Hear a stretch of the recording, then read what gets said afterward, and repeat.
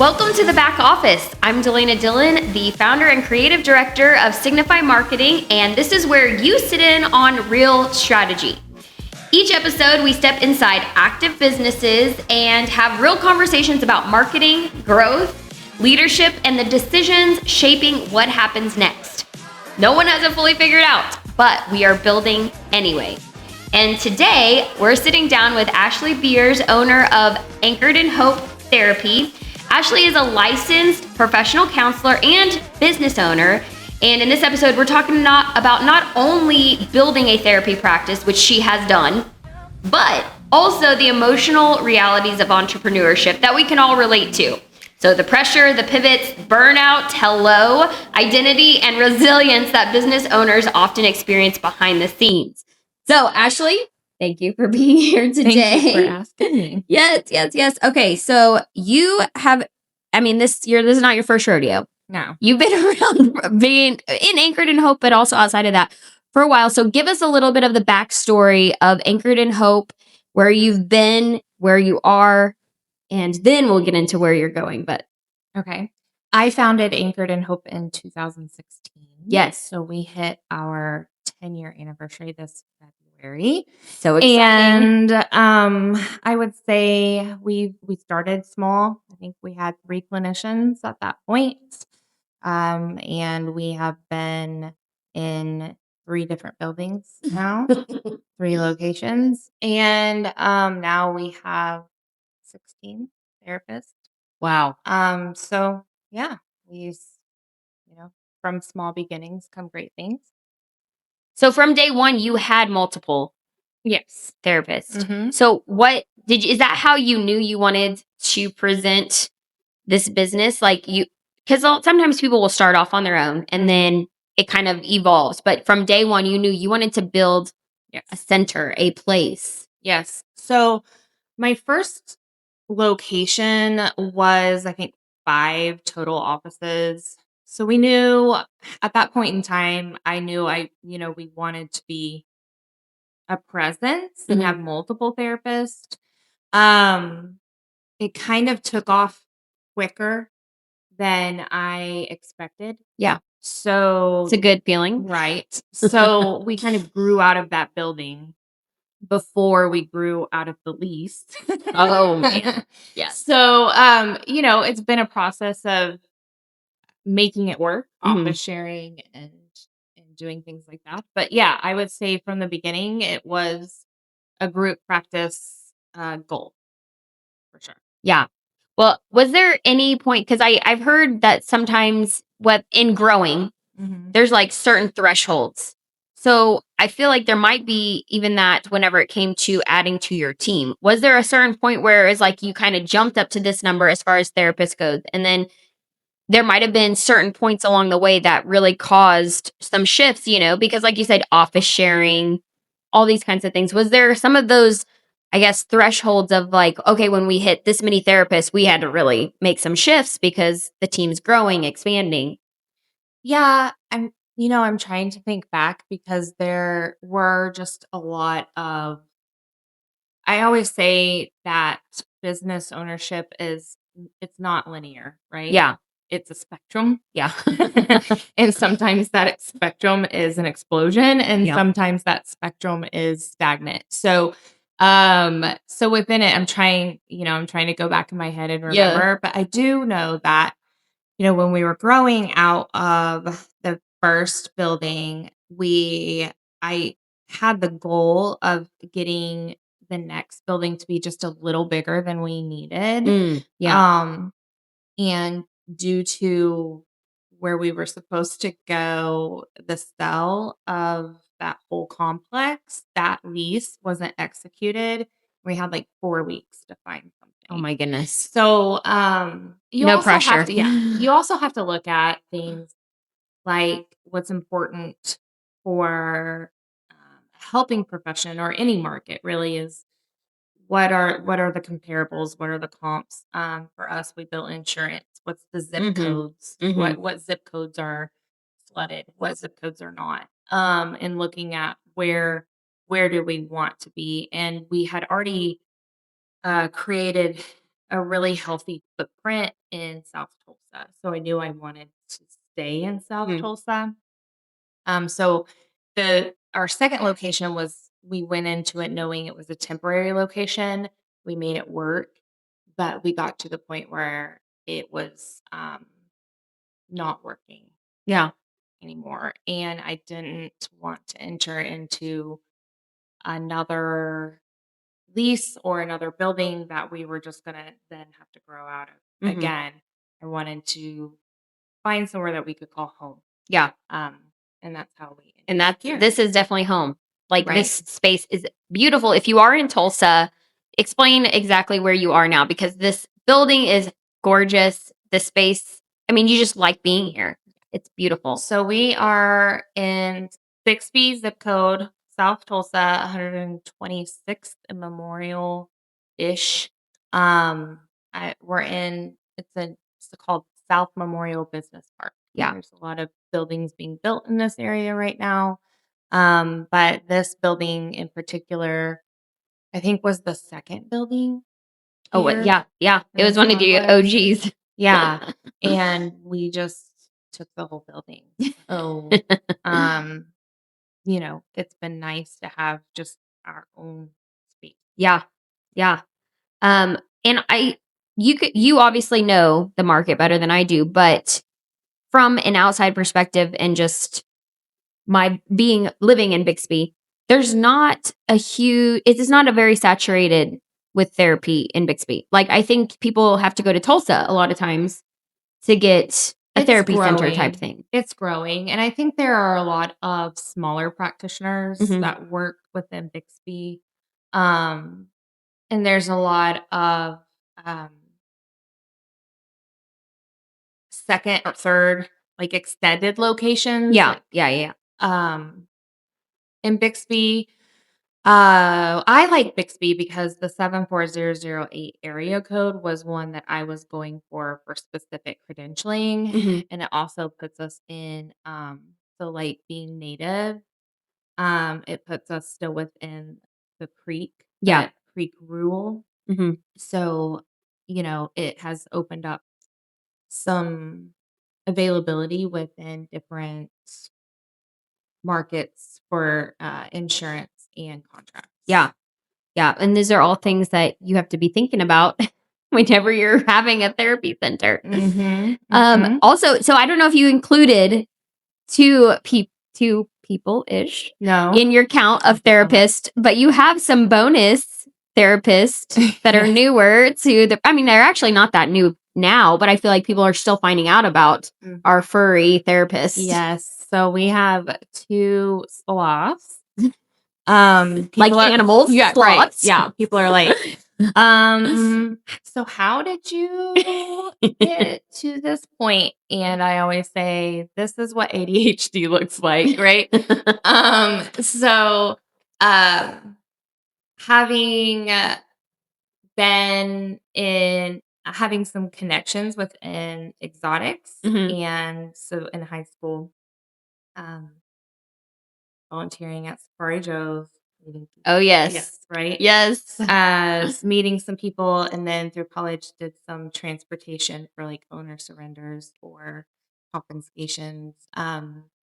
So I, was notified, um just through a conversation that these 2 sloths, so Shiloh was confiscated from a non-fermented breeder. They went to a facility for their 30-day quarantine and vet care, and then I, in having a conversation with a friend, found out about them. And I had just had to retire my therapy dog, Bernie's mountain dog, because she has arthritis and she's 10. Yeah. So at 130 pounds, getting her Yeah. in and out of the car is impossible. Well, but so you had therapy animals before. Right, yeah. Yeah. And I was like, well, I kind of want it so beneficial, but I didn't want to, get another dog to replace Nadia.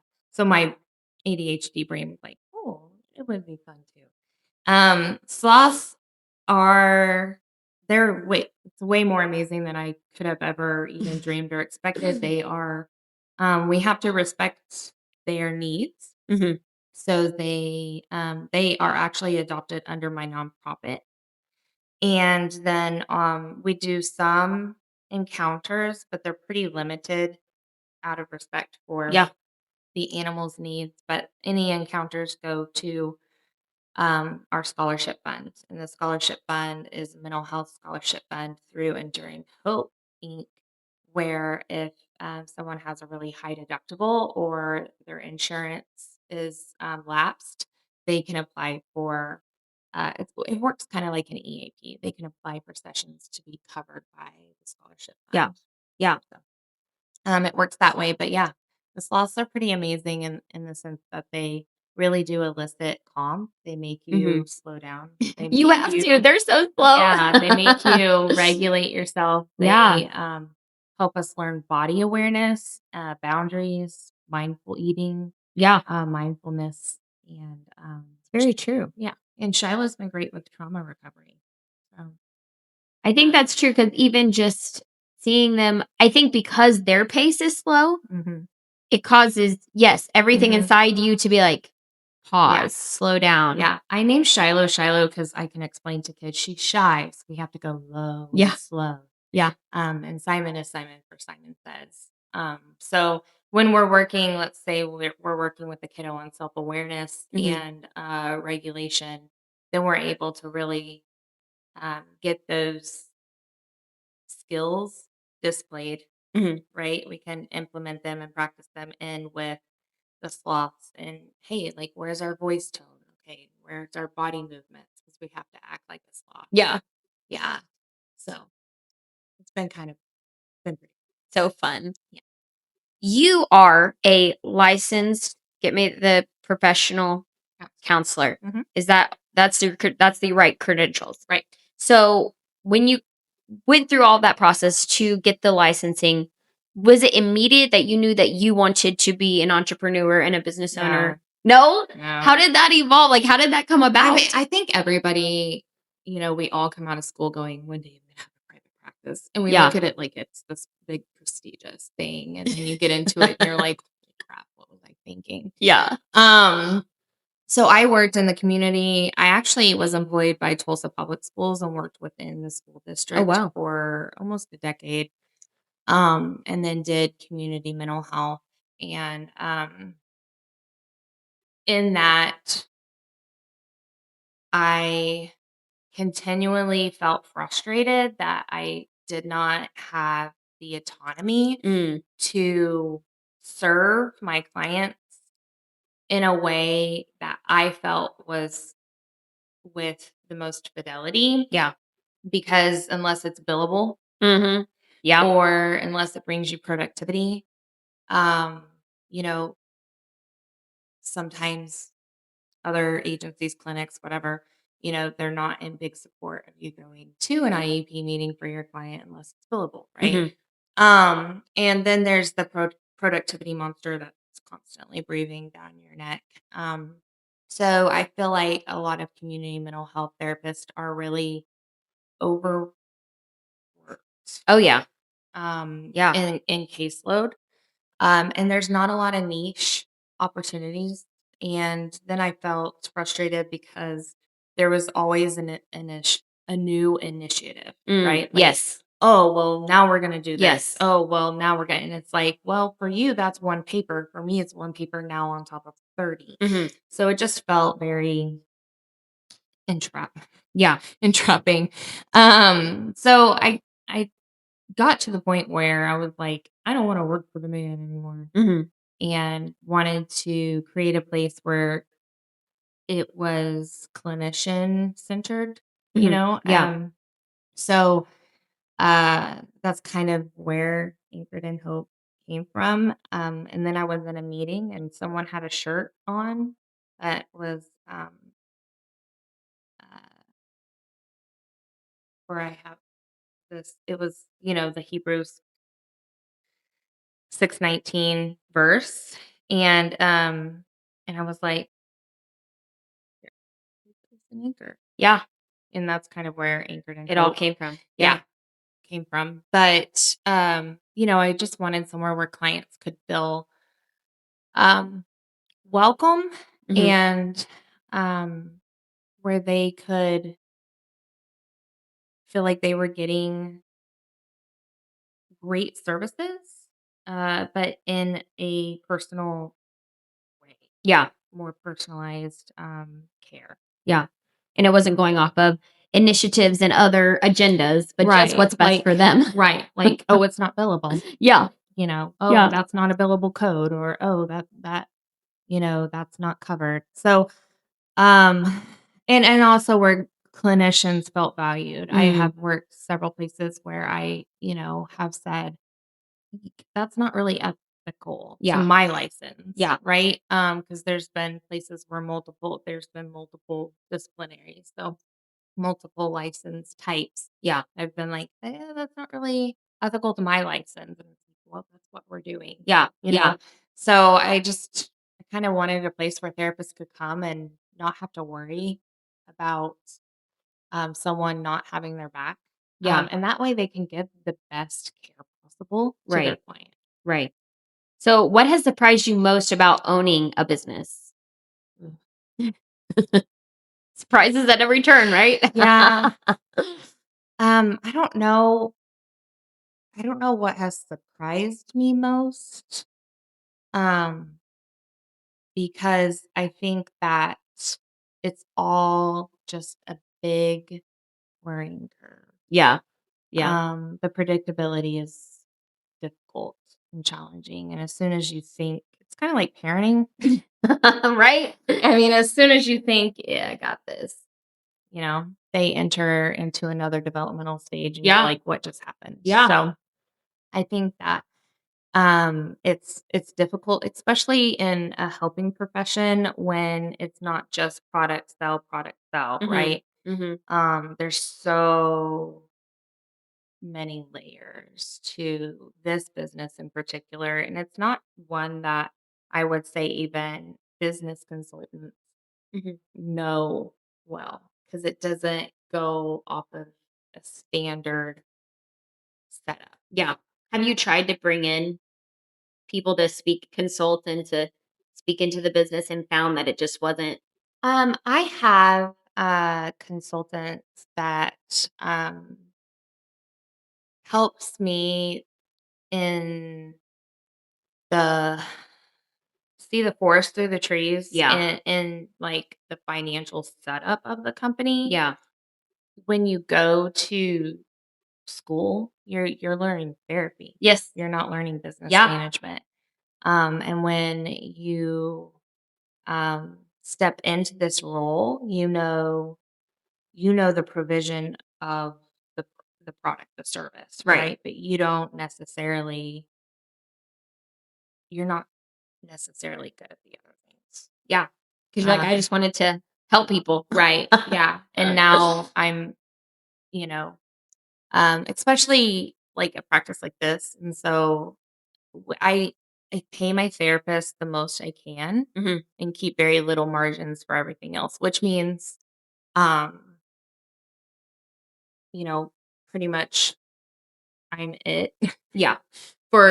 For a lot of things. Yeah. So as far as like HR and accounting and landscaping and You're like, janitorial that's all me. and content creation and social media and payroll. Yeah, so CEO, CFO, like all of that is just Yeah. one person. Yeah. So um And yeah. so many people can relate to that though. Yeah. They got into their business because they love what they do. Right. But all of those other things are essential. Mm-hmm. They're essential. And They are essential. Yeah. And what stinks, I think, is and it's like if you don't do it well, then hire someone who does. But when you're first starting out, your margins are for operating costs don't allow for that. Yeah. Sometimes. Yeah. So you really do have to learn it, and sometimes you learn it wrong. Right. Because you're trying to teach yourself. And so there's a lot of growth. Yeah. But you figure it out. And it's like you said, it's learning curves. Mm-hmm. You didn't know it until you know it. And then Mm-hmm. you move on Yeah. from there. Yeah, and I think that's where networking is really beneficial. Yes. Yes, yes, yes. because you might not be able to hire that position, but Mhm. you can go to a networking group and learn, Yeah. learn from the Yeah. people who do. So yeah, networking in the community and um, and really just kind of diving in and learning those things. Yeah, and not being afraid to ask for help when you need it. What lessons have you learned about leadership? Because you do have a big team. Yes. The leadership lessons have been um, they have been a bittersweet lesson, I Yeah. would say. I would say in the beginning, when you're small, you're kind of all there, right? Yeah. And as you grow, I have had to learn the importance of boundaries, um, and the importance of being available to my team Mhm. and being personable with my team, but not being friends. Yeah. with my Well, sadly, I think that that's it. You think that you can't. Not that you can't be friendly, Right. but yes, there are levels because while they just get to be Mhm. themselves, you're switching between hats. Yes. Yeah. And so then when it comes to, needing to um, talk hard topics Yeah. or address an issue, um, it becomes more difficult. Yeah. And I am someone who does not relish in conflict What? or You like don't to love have conflict? hard conversations. So I am one of those that typically is like, "Oh, I'll just do it." Yeah. Yeah. Right? And I take on too much and then it's not good for anyone. Mhm. So at that point I think the biggest thing in leadership and in the position of leadership is to the boundaries of friendliness and being personable. The difficult thing too is like all for us, Mhm. we are therapists at Yeah. heart Yeah. and in compassion. Yeah. So there's a lot of times where we've gone through just as a business, from a business standpoint, just really difficult situations. And I've taken on a lot of personal sacrifice Mhm. because when you are responsible for the livelihood of other people Yeah. and you care about those people deeply, it's not just business. Right. It is Yeah. personal. And I think that the line there is so difficult of Yeah. like how much sacrifice of myself do I give for Mhm. others? Yeah. And what's the boundary of being able to just step back from this? Right. So I think that's difficult as well. Yeah. So learning those boundaries with people, but also learning the boundary of yourself because this when you are a business owner, you've put so much Mhm. into that business, right? So you when you're building it, it's like the focus. I call it, Yeah. I have 3 kids, but I call this my business baby. Yes. Anchored in Hope is known as my business baby. So I think that it does become a part of who you are Mhm. because it's so much of so many roles Yeah. that you play, Yeah. right? So it becomes enmeshed and entwined into your purpose and identity. I mean, like I always say, like it sits at your dinner table with you. Yep. It is there in your thoughts at 2 a.m. When you're in the shower, you're thinking of it. So it's so much a part of all of that that it can be really difficult to say or for yourself Mhm. to define a boundary of this is personal time, this is Yes. family time, this is business Yeah. time. Because, a pipe break or the technology not working Mhm. or whatever it might be that is happening here at the building does not respect my family No, time. it Does does not not. respect that Nope. I'm on vacation. Nope. 'Cause that's when it's gonna happen. Yeah, it's It's true. right when you leave the state. It's true. So none of that is going to respect this. You have to come up with ways that you can compartmentalize. Yeah. Yeah.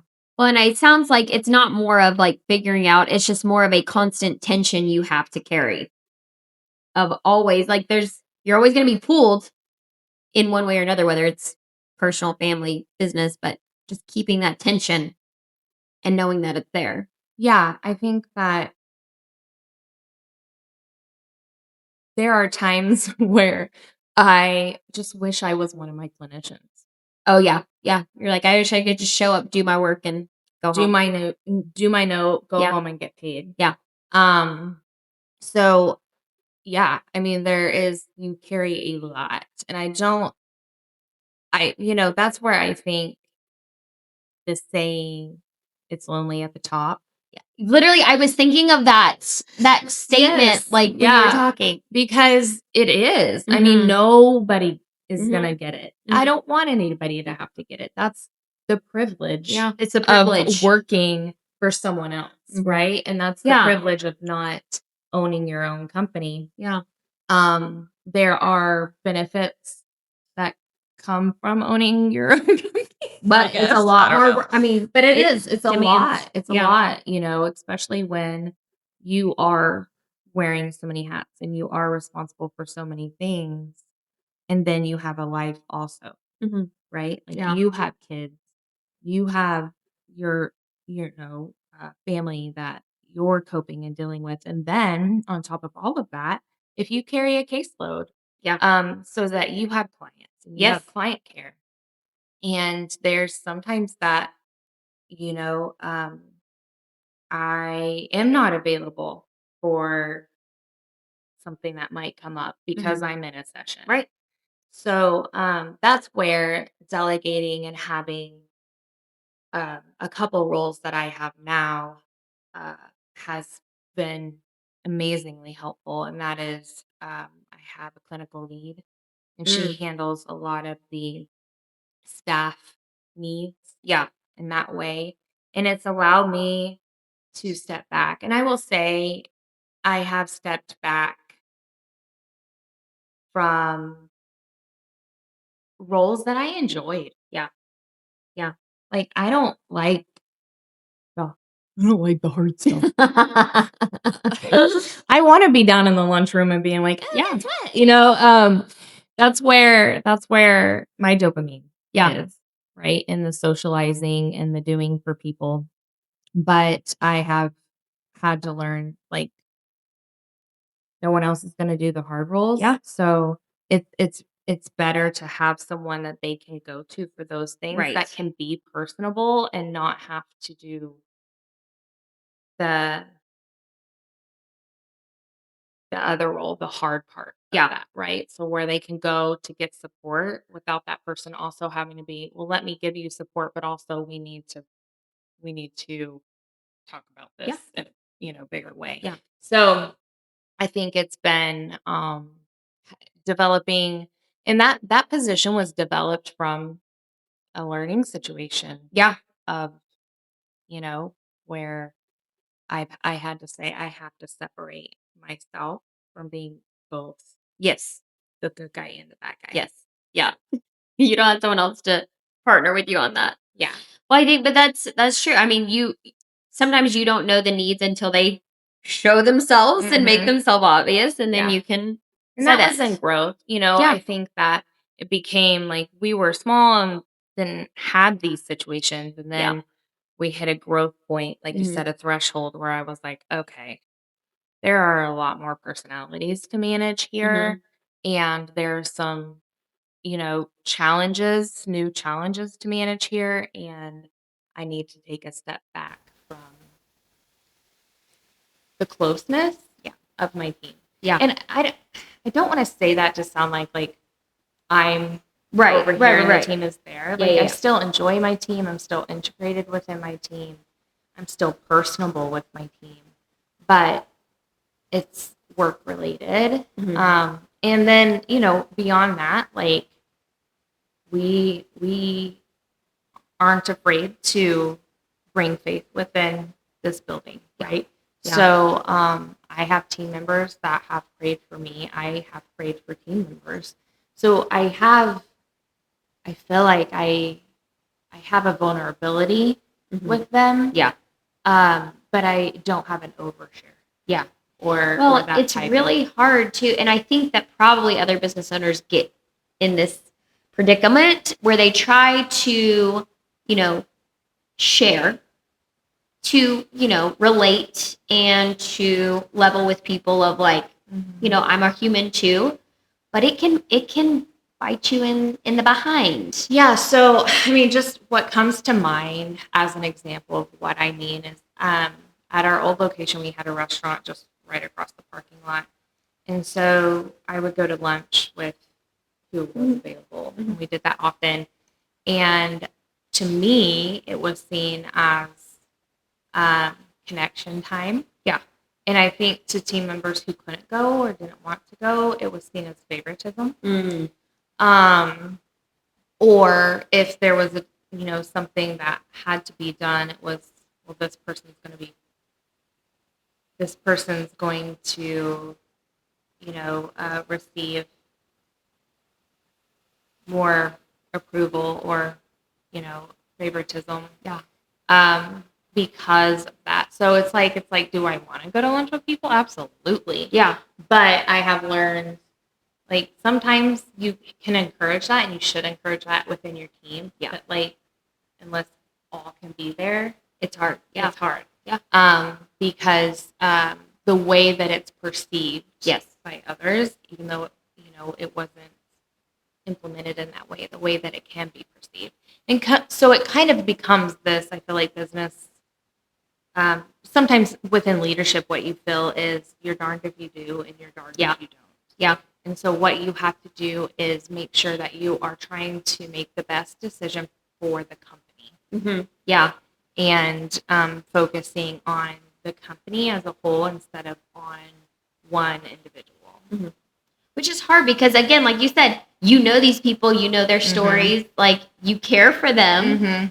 But at the end of the day, you have to keep that in mind. Mm-hmm. You have to be thinking of the bigger picture. So business ownership is often talked about strategically, but not emotionally. But obviously, we're humans. Mm-hmm. We got a lot of emotions we're bringing into it, especially in this era, in this field. But what emotional struggles do you see business owners commonly face? I know you're out talking with other business owners as well, just different environments. I think it's burnout. Yes. And just feeling constantly overwhelmed. I think business owners just carry more cortisol Well, with us because there is a lot on the line for us, right? So, but there's just a lot to every little thing. Yeah. I feel like I don't know how to describe it. It's like you go and you just worked all day, but then you look at your to-do list and you're like, I didn't get any of that done. Didn't touch it. Like, how was I so busy all day? And what you think you're going to go in for today, it's like, okay, today I'm going to go in and I'm going to tackle these things, but none of that, ends up being tackled. So I think it's just feeling emotionally overloaded, carrying the responsibility for everything, like the people, the payroll, the outcomes, the reputation, Mm-hmm. and all the hats that you have to wear for that. Yeah. And then just never feeling, or rarely, I should probably say rarely feeling accomplished. Yeah. Like the job is not done. Yeah. Like, yeah. And I think that the double-edged sword there is, for a lot of us, we are ADHD. A lot of entrepreneurs are ADHD. And so we really have to manage our love for shiny things. Yes. Yes. like the distraction, Yeah. right? Yeah. And what needs to get done. So, I think that within that, what I mean is we are high achieving people who have pretty high expectations. And I think that maybe what one person can call good, Yeah. like, oh, that's good, we Yeah. are very much on to the next thing. Right. So maybe we never feel accomplished or achieved because we're always setting something else. Yeah. You've got to have your eyes on the horizon. Right. Yeah. Yeah. So in that sense, there's a lot of burnout. Like we're exhausted Yeah. because I don't know if my brain is ever quiet about what needs to happen within the business or what its needs are, what I need to do, what I didn't do, what I Right. need to follow up with. Yeah. That kind of thing. So, and then I think we struggle with resting without guilt. Right. Yeah. I mean, maybe not everyone does, but I know I can relate to that. Mm-hmm. It's like, can I sit here? Can I actually like turn it off? Right. Yeah. Yeah. Or I should be. I say we should on ourselves. Oh yeah. I know. Well, it's true. I said should. It's true though. But yeah, like we totally should on ourselves. Like, well, I should be doing this. I should be doing that. And our self-care is low. And I think that when we say self-care, because people think pampering, right? Like I don't get pampered. My nails are not done. My toes are not done. I don't know when the last time my hair was trimmed. Okay. Like there's not that happening, but we need self-care in the sense of daily habits. Right. That we are able to routinely compartmentalize and say it's okay for me not to have my phone on for this hour. Yeah.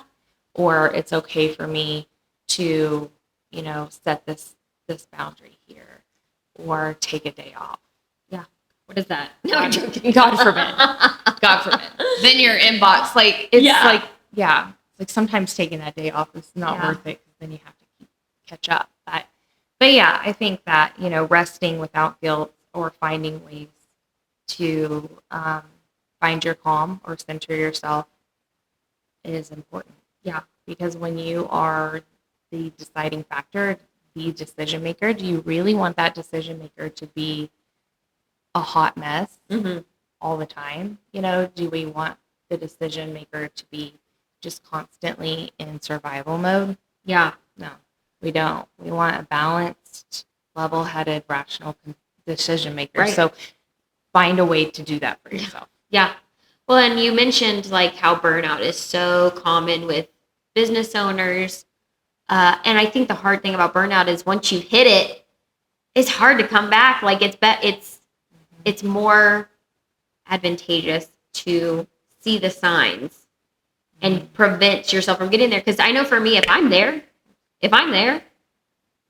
it's really hard to jump back, So what are some things that you think people could identify that are, hey, these are red flags, you're heading towards burnout, and you can't be out of commission for 3 weeks? I think if you're extra irritable. So I feel like a sign for burnout for me is when I'm not finding joy in the things that I typically find joy in. Yeah. Or when I get a text or email or phone call from a work-related colleague and I go, instead of like, hey, what's up? So I feel like that for me is a telltale sign of like, you need to take a step back, sister, because you are starting to not experience, you're starting to have negative feelings. And I also think that negative judgment for yourself. So when you start to notice that you're being ultra self-critical, or having someone in your life as accountability. Hey, you know what? Like, it seems like you're being really critical on Yeah. yourself. Like, where's your burnout level? Yeah. Where's your burnout level? Because that's kind of like when I'm like, I just don't even want to today. Yeah. I don't Yeah. want to adult. I don't want to adult today. Or, you know, just feeling like it's balanced, right? So you're always going to feel like, I don't even know. Right. Right. But Yes. it's like, it's kind of like, yeah, the pull, when you're just feeling like that. And for me, it's like internal tenseness. Yeah. That's when I know I'm starting to feel overwhelmed. And then once my give a darn is busted, like it's so busted. You know what I mean? Yeah. So it's like I have to intervene before I go, I don't even care anymore. Yeah. Do whatever you want. Burn it all down. Whatever. Feral children. I don't even care anymore. So yeah, I think, doing little things. I had to, so it's so silly and it's so small, but I had to buy different plugins, like the smell, Okay, the yeah, Febreze yeah. plugins for the office than I do my home. Even though I love the smell Yeah. of like a particular one, I was so smell is your strongest memory association. Yeah. So, I bought 2 different ones. That's one so for my interesting. House, one for work, because you think, I love the smell, I want it at my office. Right. But then your body goes, I'm in work. Yeah. Kind of Your like, body can't chill. Yeah. Like it. Yeah. Yeah. That's so Yeah. interesting. So, I mean, like little things like that, I've had Yeah. to really just kind of distinguish. Hey, like I need space here. Yeah. Or communicating to my team, like, hey, I have 3 kiddos. One is special needs. Like from the hours of this to this, I really need to be focused on them. Yeah. So, but that also means that then from 9 p.m. to 11, I'm working. Yeah. So I know I have learned to schedule emails Yes, I love that. I love that tool. in text. Yeah. Because people will be like, why are you emailing me at 1 a.m.? I know. I'm like, don't judge me. Like, do not judge me. You don't have to. You really, truly don't have to answer it at 1 a.m. Yeah. It's just that's when I'm working, which isn't healthy, right? Like, so, Chat GPT has actually helped me a little bit come up with some sort of routine, right? Like, I just gave it the hours. Like, from this hour to this hour, I have to do these things. And it was like, oh, you can, here's a breakdown of your day. Well, there you go. Right?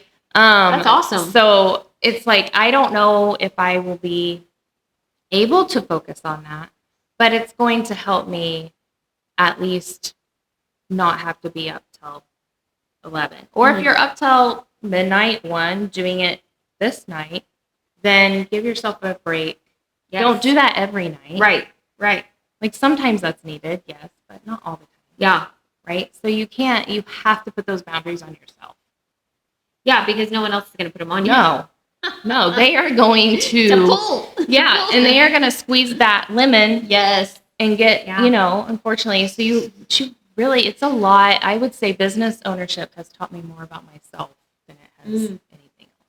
That's interesting. What are some things that it's taught you about yourself? That I'm a people pleaser. You didn't think you were before? No, I knew I was, but like just to the max. To the max. Like even in the sense of like leadership and being able to I kind of call it a bit of codependency in leadership, wanting your people to be happy, right?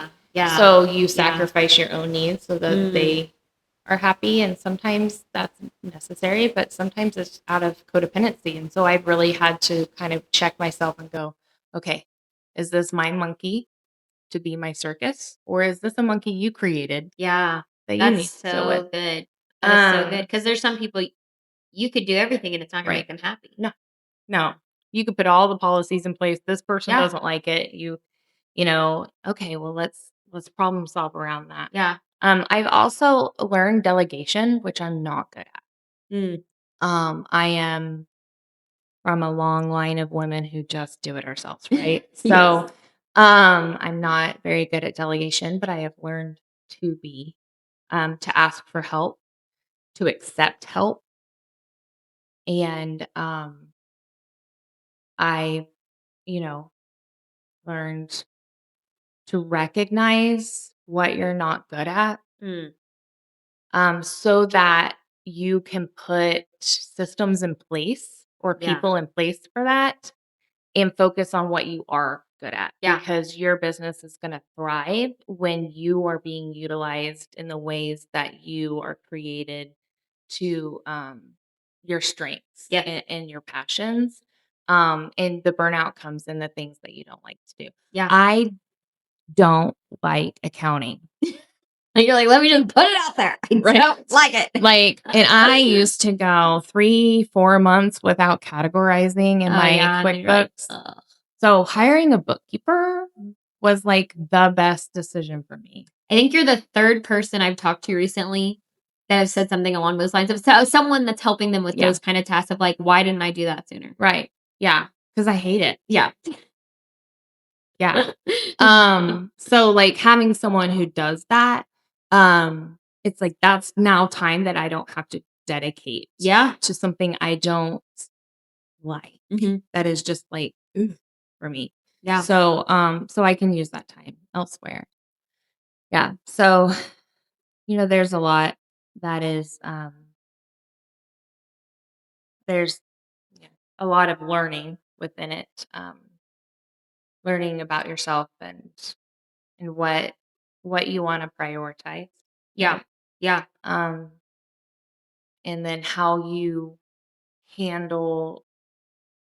how you handle stress and how you handle the valleys as well Yes. as the mountains, right? Yes. Like how you handle hardships and how flexible you are and able to say, well, we tried it, it's not working. Mhm. Or hey, like I had that amazing idea. Do you remember when I like told you it was going to be amazing? It's not amazing. It's not working. It's not working. We're going to pivot. Yeah. And kind of knowing when and how to do that. Yeah. I think that as much as you want something to work, you have to recognize when it's Mm. not. Yeah. Yeah. And that can be That's hard. That's super hard. Especially when you're like, well, maybe if, Yeah. maybe if. Or it's only because, or it just didn't work because of this. Right. And it's like, it's not working. Like at Yeah. what point in time do you pull the Yeah. plug on that? Yeah. So, yeah, I think just self-awareness. Self-awareness. That's very true. We all need more of that. What does healing look like for an overwhelmed business owner? Therapy? It's a shameless plug, but also real. So have you ever heard of Brene Brown? Yes. Okay. Yes. I have some of her quotes in front of me just because I love her and she has the book Daring to Lead, which Yeah. is all about leadership vulnerability. Um, it says vulnerability is not winning or losing. It's having the courage to show up when Mm. you can't control the outcome, Yeah. right? So for me, um, it's staying real and staying grounded Mhm.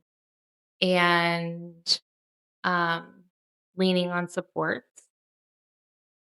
and learning to say no Yeah. have been, really big for me, Mhm. because I'm a yes. People pleaser. Yeah. Or you just, out of compassion and desire, you Yeah. just want to meet a need. Yeah. And I think that, especially, for those who have, the spiritual gift Mhm. of encouragement, you Mhm. want to meet a need. And Right. so you just compassionately have a desire to help and to Yeah. serve. But when that helping and serving is at the sacrifice of something, Right. right? You have to weigh that. And Yeah. so there are times where I've been like, you know what, my calendar can't take one more thing. Yeah. I really can't. Like if I take on one more thing, I'm gonna go check Yeah. myself in and get evaluated for sanity, right? Because I don't know how many times have you heard, how do you get it all done? Yeah, you're How like, do "What are you you do talking it about? all? What are you talking How about?" do you do it all? I don't know how you do it all. I'm like, there's not an option Yeah. for not, Yeah. right? So you kind of get in this role of like, I can do all things, but you don't have to. No.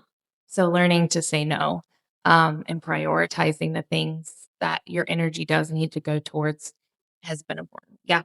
When I've heard it said many times, when you're saying yes to one thing, you are saying no to something else. Mm-hmm. So if the people pleaser part of you is like, I can just say yes, you are saying no to someone or something. You Mm-hmm. just don't realize it. Mm-hmm. Yeah. Yeah. So what advice would you give business owners trying to carry everything alone?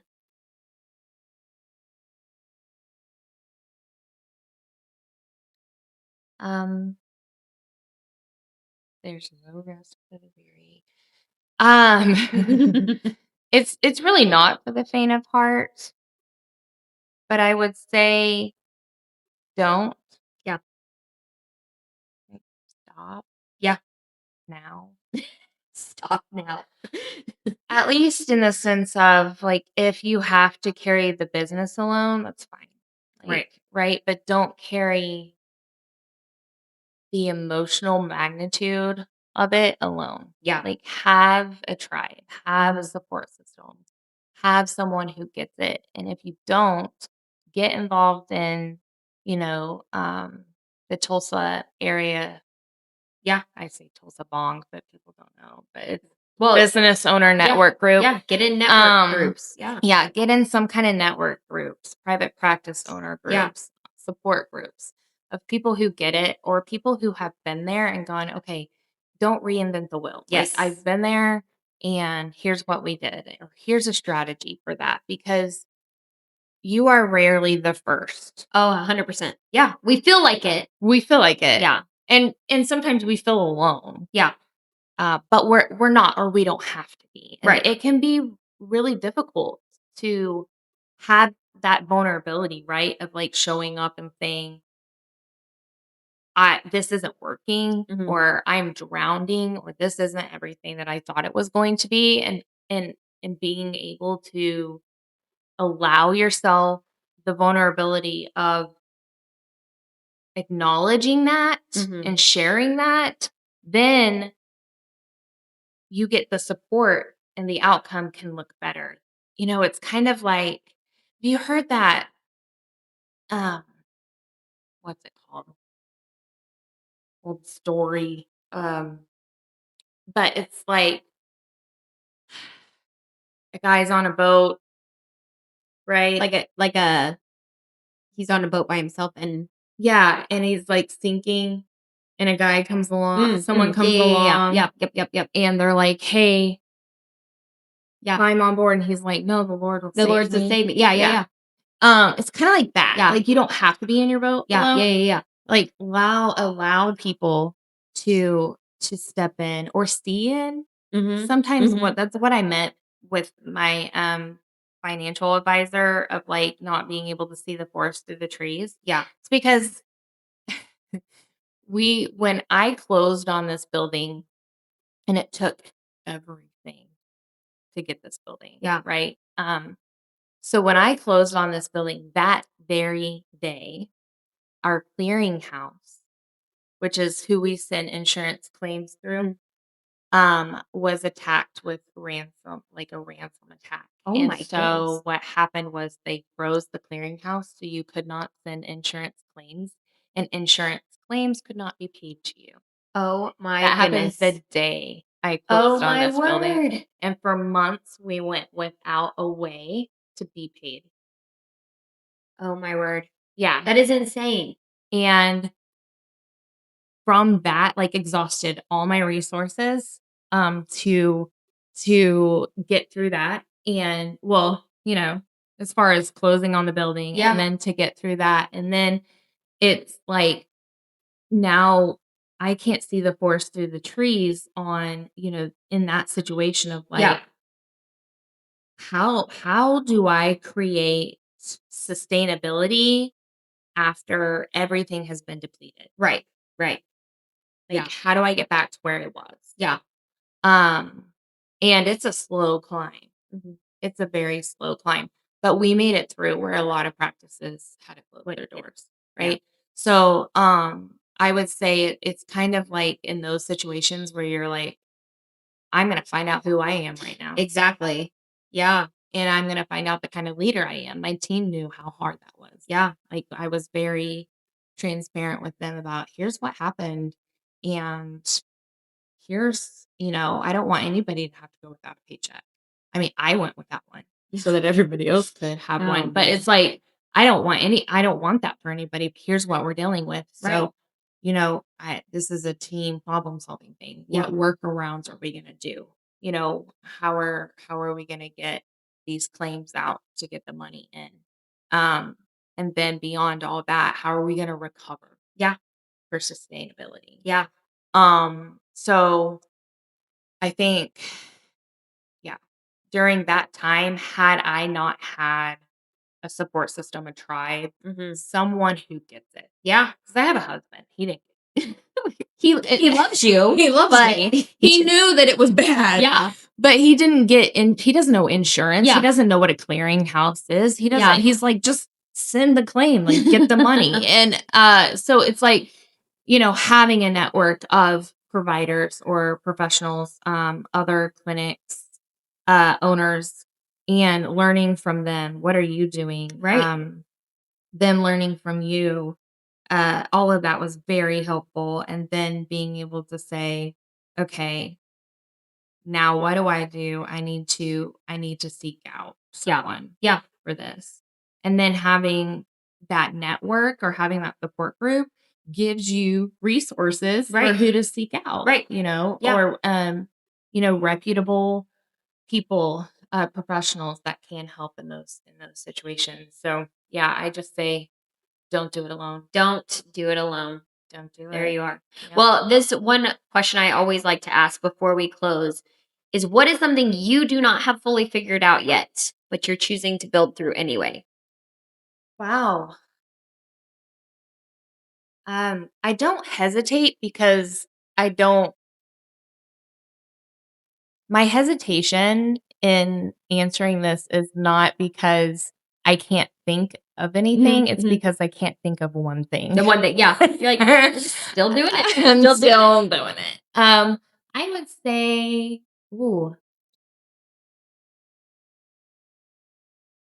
I don't have the balance figured out yet. Yeah. I don't know if you ever get that figured out, really. I don't know. Right. If you could. Yeah. Because life is always changing too, Right. especially with kids. Yeah. And like even just this profession there's an ebb and flow. I think that knowing your ebb and flows is really helpful because then like, hey, we're coming up in the holiday months, and the holiday months have a lot of cancellations and people get, so it's kind of like knowing your market's ebb and flows is really helpful to be able to predict how much of you is going to be needed. It's just like accountants who are like, hey, guess what? Don't ask me for anything from this month to this month out. It's tax season. Yeah. Right. It's kind of like that. It's like from this month to this month, I know I'm going to need to up my marketing here or decrease my costs for this. Yeah. And being able to have the insight and foresight for that. But yeah, the balance I think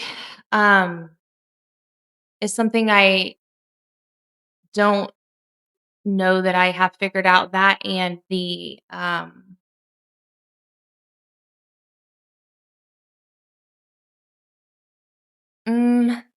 maybe the our business is so different, right? So in service based professions, I think we never are able to have it figured out. Yeah. Because needs and market is always changing. Yeah. So it's not just like this is an amazing product, push it, right? Right. So it's ever changing. And especially So hiring in our particular field is difficult in the sense that, if we were to lose a therapist and this percentage of our operating costs are utilized from that therapist's billing, and that therapist is leaving, you lose that. Yes. And you don't just hire someone the next day. Right. Because then you have credentialing for insurance companies. And to get someone onboarded is a 3 to 5 month process. Oh my goodness. For credentialing. So you want to keep your therapist. And for insurance credentialing. So, and it's not just like, oh, we lost that therapist in caseload, because you have the referrals coming in to replace that. Right. It's like having someone who's now credentialed with you on these insurance panels, or, if they're already credentialed, that's one thing. If they're not already credentialed, it's a lot longer of a process. So it is, it's being able to absorb or plan for or have a big enough margin that those situations don't hit you as hard. Yeah. Well, and the next person might have to do some building, Right. to build their clientele back up. Right. And so I think that, it's not getting complacent. Yeah, you've always got to be building. Mm-hmm. Always got to be building. Or preparing. Yeah. For the shoe to drop. Yeah. Which is, doesn't sound fun, does it? Well, no. But it's a part of it. Yeah. Okay, well, tell everyone where they can connect with you online, learn about Anchored in Hope online, and even the nonprofit that you mentioned, all of the things. Where can they find you? At Anchored in Hope Therapy.com. It's the longest ever, but it is Anchored in Hope Therapy. .com is our website, or you can follow our socials.